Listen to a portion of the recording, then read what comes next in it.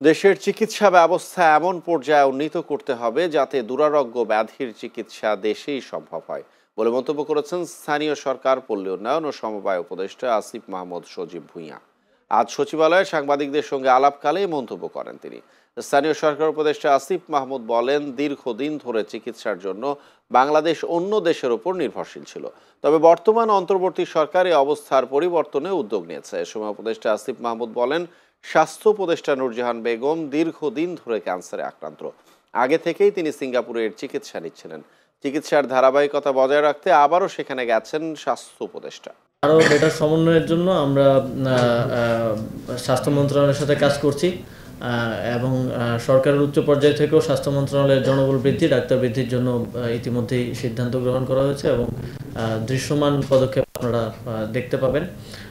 আর 5 আগস্টের পরে অনেকগুলো ক্ষেত্রেই আসলে স্থবিরতা দেখা দিয়েছিল। আমরা ইতিমধ্যেই সেই জায়গাগুলোতে উন্নতি করতে পেরেছি এবং আরও আমরা কাজ করে যাচ্ছি। এবং চিকিৎসার বিষয়ে যেটা আমি যতদূর জানি, নূরজাহান আপার যে তিনি ক্যান্সারে আক্রান্ত এবং ওনার যেই চিকিৎসাটা এটা আজকে সিঙ্গাপুরে হচ্ছে এমন না, এটা অনেক দিন আগে থেকেই উনি সিঙ্গাপুরে নিয়ে আসছেন। তো কন্টিনিউয়েশনটা তো আপনি যদি ক্যান্সার আক্রান্ত হন, আপনি উপদেষ্টা হওয়ার পরে আবার চিকিৎসার জায়গাটা, হসপিটালটা চেঞ্জ করে আর জায়গায় করতে পারবেন না। তো আমার মনে হয় এটা একটা মানবিক বিষয়।